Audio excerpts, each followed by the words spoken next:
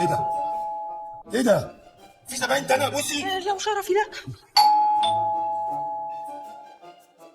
عمي فين؟ عمي فين؟ ايه ده؟ انت عامله اشتراك عائلي يا بوسي؟ ايه ده؟ فين انت كويس؟ مين ده؟ هي دي بوسي؟ عمك اللي مش محترم قفشته مع المدام بتاعتي. ليه يا صاحبي؟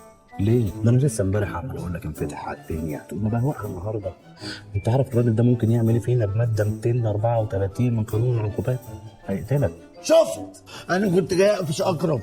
ولما انت جاي تقفش اكرم يا حمايه، ايه اللي ملبسك اللبس ده؟ انت احنا بينك وبين بوسي صريح، مش هعرف اساعدك. يا عم مفيش اي حاجه، هو اللي قلعني.